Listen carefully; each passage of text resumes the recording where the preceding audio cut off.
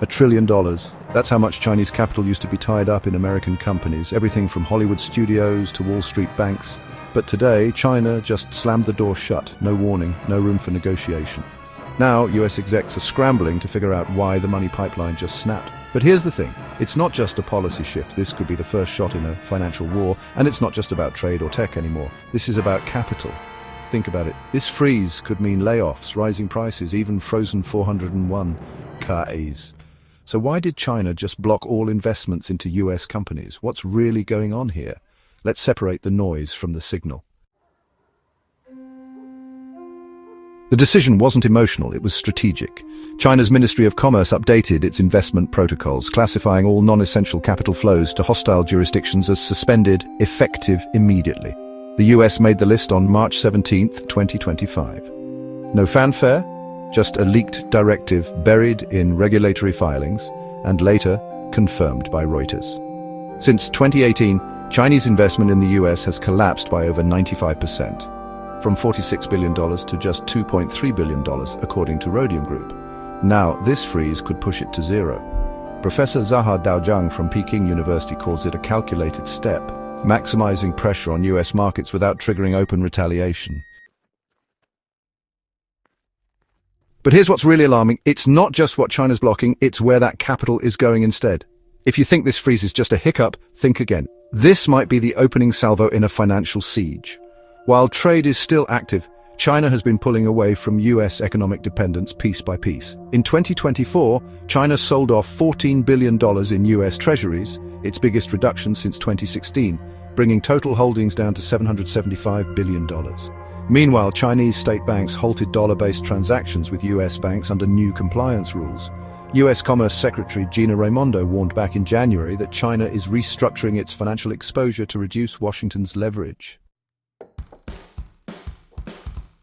Washington's main tools, export bans and tariffs, are too slow to keep up with China's capital retreat. As new sanctions push Beijing closer to Riyadh, Moscow, and even Brussels, the leverage gap is growing, and it might already be too late to fix it. Foreign direct investment in the US dropped 22% in 2024, and early projections for 2025 show another 19% decline.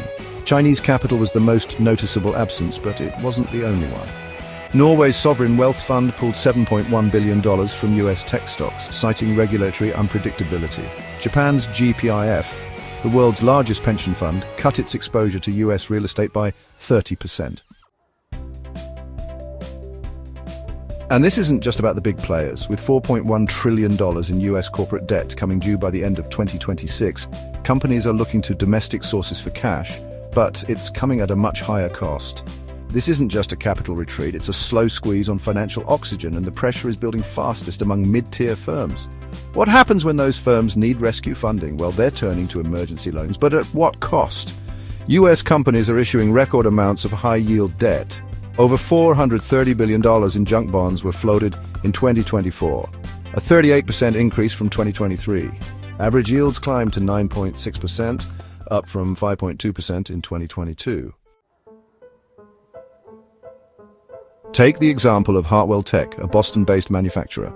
Its $180 million Chinese-backed equity round vanished overnight thanks to the freeze. They had to turn to Apollo Global for emergency financing at 11.3% interest secured against their IP and property.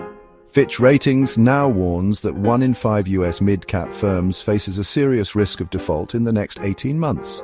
Wasn't the US supposed to have insulated itself from all this by reshoring? Sure, Donald Trump's 2025 executive order expanded tax credits for reshoring, but the National Association of Manufacturers reports that 62% of US firms planning domestic expansion are facing funding gaps, largely because foreign partners are missing. Big projects like Michigan's $8 billion battery plant or Nevada's $3.1 billion robotics hub have either been delayed or cancelled outright. Even the success of the CHIPS Act is starting to look diluted. Intel's $20 billion Ohio Semiconductor Project Phase 2 has been paused due to funding delays. Economist Ezra Prasad told Bloomberg in February, without diversified capital, these initiatives risk becoming symbolic rather than transformative. Costs are rising, and the reshoring dream is colliding with the brutal math of capital scarcity. And here's the real kicker. When consumers start feeling the squeeze, that's when things get really interesting. US import tariffs on Chinese goods now affect $500 billion in goods, up from $370 billion in 2020. The result? Prices on electronics, home appliances and auto parts have surged. Appliance prices alone jumped 16.7% year-over-year by the first quarter of 2025.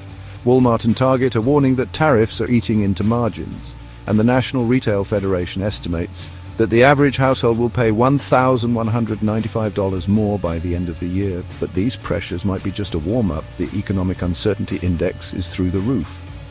According to Baker, Bloom and Davis, the first quarter of 2025 saw the highest uncertainty in over a decade, surpassing both the 2020 lockdown period and the 2008 financial crisis.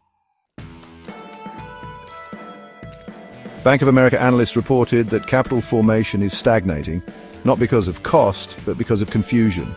Investors have begun fleeing risk, with $120 billion exiting US equity ETFs in just the last 90 days. This isn't just a temporary dislocation, it's a long-term trust issue. And if US allies start recalibrating their trust, Washington may not be setting the rules anymore. Look at Germany's BASF, which doubled down on its $10 billion expansion in China, or France's long-term LNG settlement deal with China denominated in Yuan, bypassing the dollar entirely. Even Saudi Arabia is moving $27 billion into a joint AI development fund with China and Singapore. The key takeaway: US soft power isn't collapsing, but it's losing its gravitational pull. Allies aren't defecting, they're diversifying. And China, it's not demanding allegiance, it's offering something far more valuable: predictability. And here's the final thought: Beijing's investment freeze might not just be defensive, it could be phase one of a coordinated strategy to starve US markets of capital while inflating its own regional ecosystem.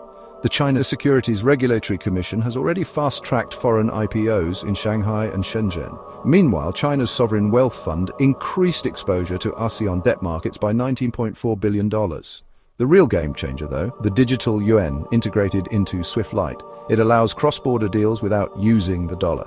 It's not about replacing the dollar overnight, it's about building enough alternatives that the dollar becomes just one option, not the default. With US financial credibility wobbling, the drain of capital might not happen through confrontation, it might just happen through gravity. And next time Wall Street looks up, the money may already be gone. Thank you everyone for watching. If you like this video, please remember to like and subscribe to our channel. See you next time.